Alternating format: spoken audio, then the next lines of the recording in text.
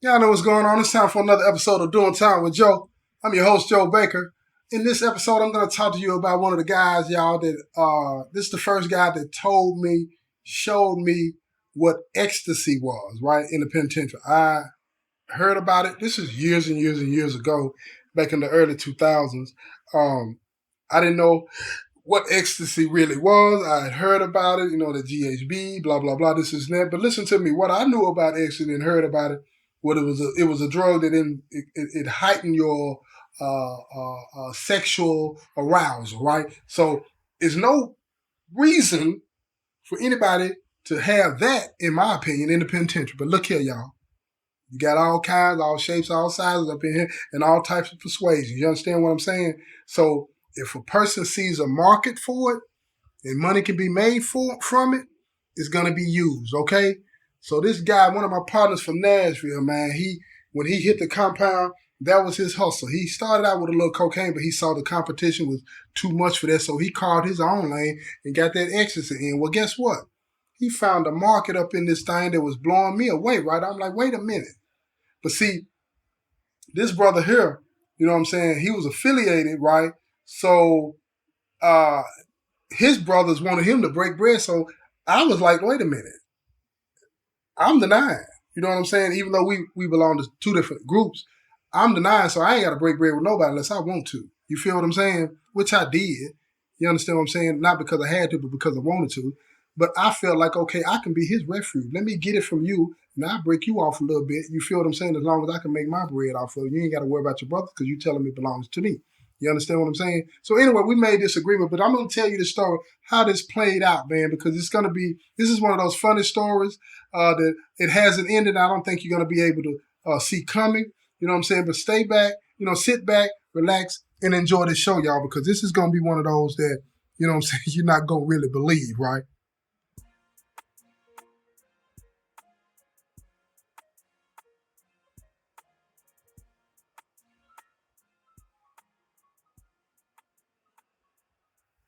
Look here, y'all. In the early 2000s, one of my partners, man, I didn't know him on the streets. Okay, I'm gonna say that he became my partner in the penitentiary, right? But he got locked up, man. We was all up at Morgan County together, right?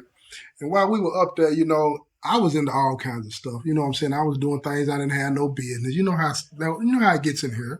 You know what I mean? So I'm doing all of these types of things, but I'm always trying to find new ways to get some bread, right? Because I'm working on a lot of different things. So you can't do what you want to do when you ain't got no money. It takes money to make money, right? So look, when he hit the compound, you know what I'm saying? He had a little cocaine and whatnot, but then he, like I said in the intro, he found it hard to make his money with that cocaine because by the time he put his stuff out, you know what I'm saying, everybody done sucked up all the money, right? So he saw an opportunity with a lot of the guys on the compound, and I hate to say it, but I'm gonna say what I say when I say it. With a lot of the guys that be messing with these boys because ecstasy is, from what he told me, it heightens your arousal. You know what I'm saying? Whatever mood you're in when you take it, it's gonna take it to the 10th level. You feel what I'm saying? And he had the plug on it. When I talk about man to man, he had so many pills in his hand one day, I thought he had some Skittles in his hand. I'm like, what is that? You know what I'm saying? He said, man, this is ecstasy.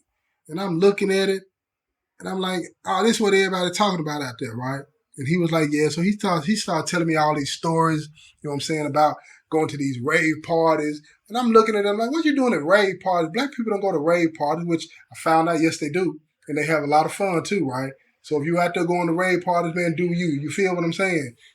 Parties everywhere. But anyway, he doing all kinds of stuff, right? He telling me all these stories, and most of his stories, you know what I'm saying, when it comes to the ecstasy, it would always end with him being with this woman or that woman or so on and so forth, right? Or with his, you know what I'm saying, fiance, because he was engaged too, right? While he was out there doing all this stuff. Evidently, she didn't know exactly what he had going on with all these other women. You know what I'm saying? So anyway, here he is just taking care of his business, doing his thing out there, and just having big fun on his exes. And he telling me all these stories, and it blew me away. But like I told him, I said, man, all your stories end up, you know what I'm saying, you in the bed with some female here, or you and your friends, you know what I'm saying, y'all with all due respect, I don't want to be disrespectful to any of the women that listen to the show, right? But you telling me about when y'all done ran these trains on the girls and all this and that and all kinds of stuff, right? So I'm like, man, why would you want to sell that up in the penitentiary, man? Why would you want to sell it in the penitentiary? Because one, unless you know what I'm saying, get with some female that works here, the what's gonna happen if you get on that X up in here is something you ain't got no business doing, you know what I'm saying? But if that's how you get out, that's how you get out. You feel me? So anyway, he was like, nah, man, what everybody want to do is what everybody want to do. They can do what they want to do. I'm just trying to get this bread. And I said, now, okay, I'm with you on that. So you got to take the moral aspects out of it when you're trying to get that bread, y'all. So I just removed it. I said, well, look here. I need to see what that's going to do to somebody if they take it in here before I invest my money in it, right? So, man, it was this one dude, man, in the party. I'm talking about this dude, he kept it crunk. He always laughed about stuff and always kicked it. And every time he was around, he was in a good mood. He was in a good mood. So we sitting at the table right down on the ball field one day, and dude walks by. And I called him to the table. I said, what's up, bro? How you doing? He wasn't one of the guys, right? But I said, bro, to him anyway. I said, what's up, bro? How you doing? He said, man, I'm doing good, Joe T. What you got going on, man? I said, man, my partner here, man, got one of these X pills, man. You want to try it, man? I'm trying to see something, man. He like, oh, yeah, I'm with that. And then he said something that blew me away, right? He said, man, normally I take the X and I put it between my cheeks. I said, hold up. Wait a minute. That's too much information for me. I said, I thought you took it by the mouth. He's like, yeah. He said, you could put it on your tongue, but it take too long. You know what I'm saying? He said, but when I'm on the town, and he go just like my partner want to tell when he freak story. When I was on the town, man, I take it, I put it through my butt cheeks all up in there, and then it just goes straight to you. And I'm like, oh, I don't want to hear that. I ain't nobody ask you about what you do on the town. When you pop this pill in your mouth so I can see what's going to happen. You feel me? So he puts it in his mouth. He puts it on his tongue. And I said, come back when it hits you. You know what I'm saying? He walking laps. I'm watching him, though. Because I don't know nothing about this. I don't know what it's going to do. I don't know when it's going to hit. But I want to see if it's worth investing my money. You know what I'm saying? So I'm watching him. And after about 15, 20 minutes, I don't see nothing. I ain't see nothing. And it's hot out and sweating. I was like, well, that's a waste of time. Another 20 minutes go by. Look here. He come over to the table. This man is crip walking. He ain't even feel it. He crip walking, doing all this, singing Tupac. You know what I'm saying? Hail Mary, come with me. I mean, he just having fun. He laughing. Now, one thing I did notice, all around his mouth, he looked like he getting dehydrated. So I tell him, man, go drink some water, man. And he's drinking the water. The more water he drink, the more water he won't. But he is having a ball. I'm talking about high as a kite, laughing, kicking, but it wasn't a crazy high. It was just like he was having fun. So I said, oh, okay. I might be able to do this. I said, so how much you give me them pills for? So that we can make this deal. You know what I'm saying? And make sure you get you some money and I get me some money. But if I buy them from you, I get all of them. And then, we'll chop it up down the road. I said, I'm not finna be trying to compete with you because you getting them wholesale. You got to give me your word you ain't going to sell them. You feel what I'm saying? Because his brothers was already getting at him anyway, trying to get in his pocket. And he wasn't even built like that either. You feel what I'm saying? But anyway, he said, I tell you what, Joe T. He said, we'll split the wholesale cost. He getting them $2 a piece. So I just got to give you $1 for each pill we get. And then I make sure they get sold and we chop them up. I I said, what you sell them for in here? He said, it just depends, man, but there's nothing less than $12, $15. I said, for real? He was like, yeah. I said, well, we selling them for $15 all the way out. He said, oh, we're going to make a killing. I said, how many can we get this coming up weekend? He said, I don't know how many you want. I said, man, let's get 500. You put 250 up, I put 250 up. He was like, oh, this was up. And if we sell them things for 15 a piece, that's 7,500, y'all. Chop that thing down the middle. Ooh, wait, quick money. Now, again, I don't know, what I'm saying, if it's going to sell that fast. This is not my lane. I don't know if it's going to sell that fast. This is not my lane. I don't know how this works or anything like that, but I'm willing to take a chance. $250 to make, $3,500, $3,575. I'm cool with that. So we'll see how this thing works. You feel what I'm saying? That's an easy come up for me. So here's the story, y'all. Now this is the story. I had to lay all of that down for you to get to this. This is what you're going to trip out on about the story. My guy had a few pills left. Now I told y'all he was affiliated, okay? My guy got a few pills left. He feeling good. He done made a deal, all this and that, right? Now, I told you about him on the street taking these daggum X pills and always ended up in some kind of freaky position. I told you that, right? Well, here we go. All habits die hard. Here we go. The man get back to the unit. He popping the pills on the way back to the unit. He feeling good in the hood.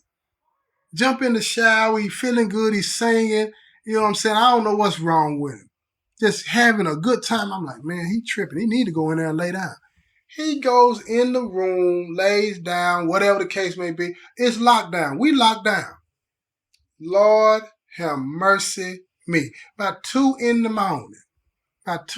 We hear all kind of noise. Now, keep in mind, penitentiary is locked down at 2 in the morning, y'all.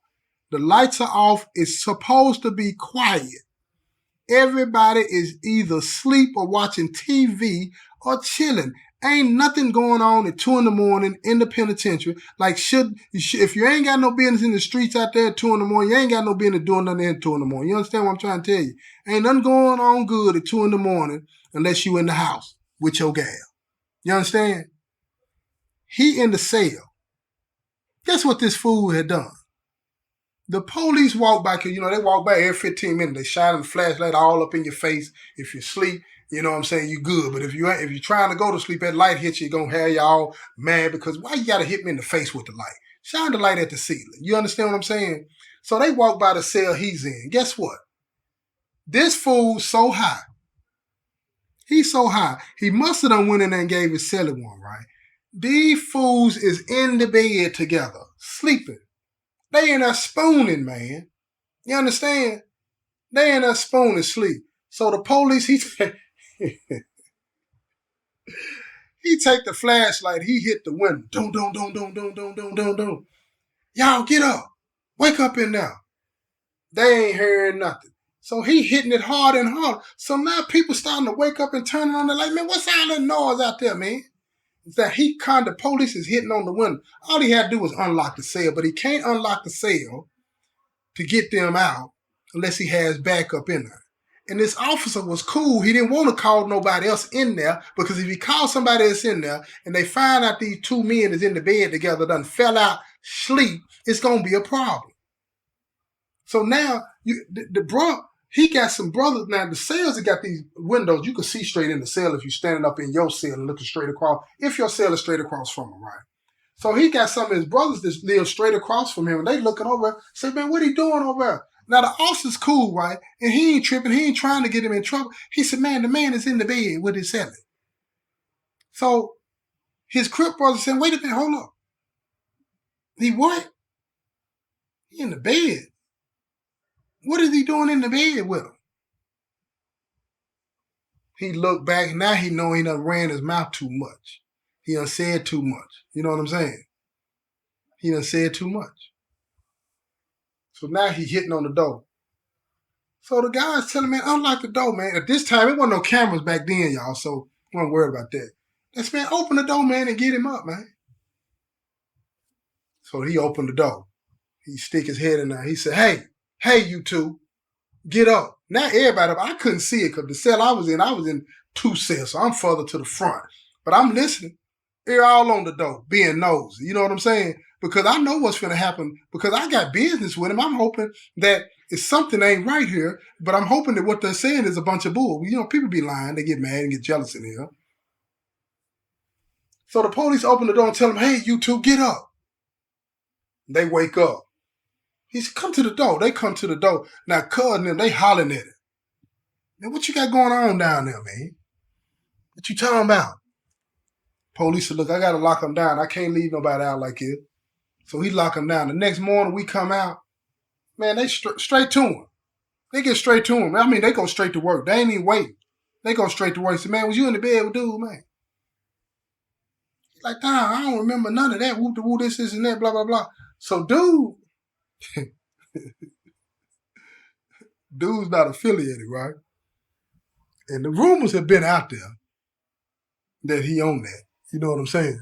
On them dudes. You know what I'm saying? That he with all that. And to each his own. That's how I see it. To each his own, right? So the rumors out. So when they step to him, they tell him, say, man, what's going on over there last night? He said, man, I don't know, man. He gave me a pill, man, and we just end up in the bed together. We wasn't doing nothing. We were just sleeping. Y'all was in the bed together sleeping. He was like, yeah, we was, just cuddling.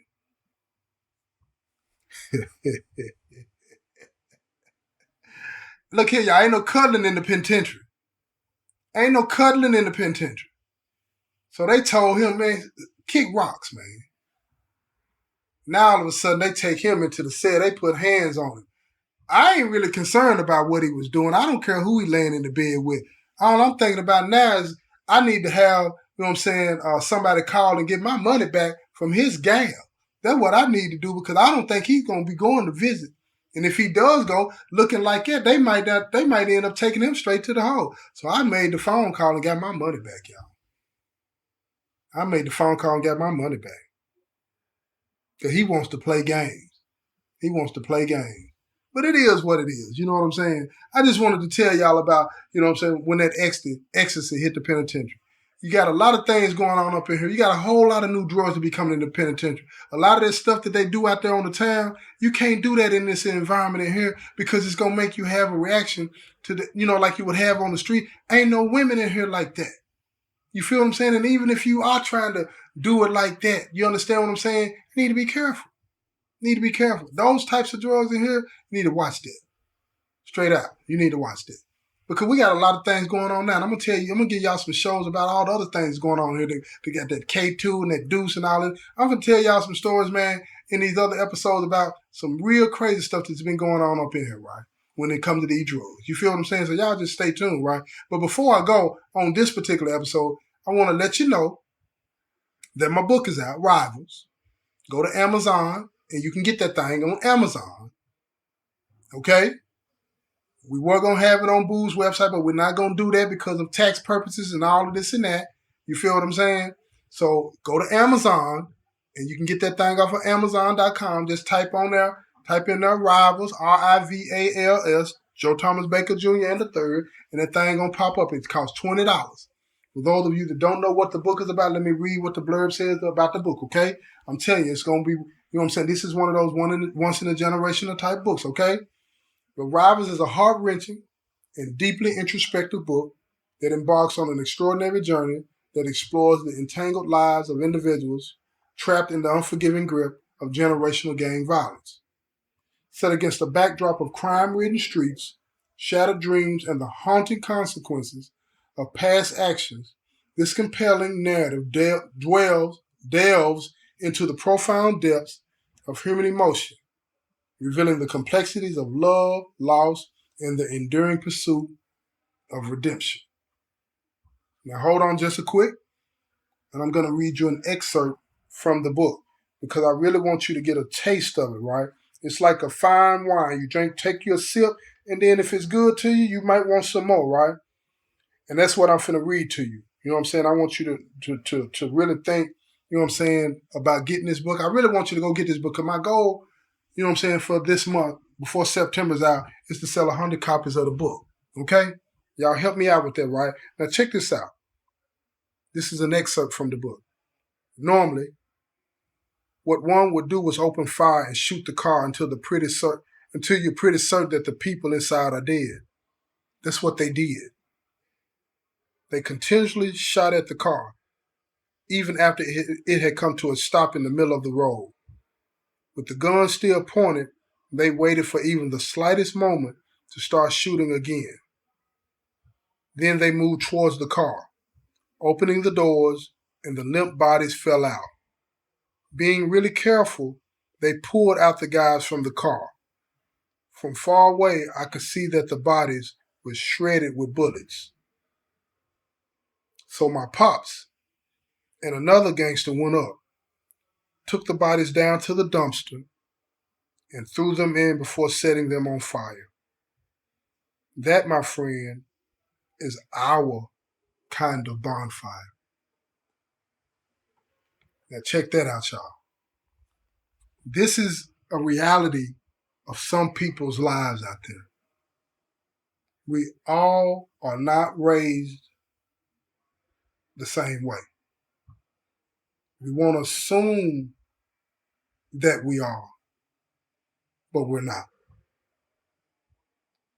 And I want people from a safe distance to learn about this lifestyle, learn about the people from this lifestyle, so we can all collectively help each other. You can't help somebody if you don't understand them. It's just what it is. You feel me? And that's all I've been trying to say with everything that I'm doing. This has been another episode of Doing Time with Joe. I'm your host, Joe Baker, and I say peace, y'all.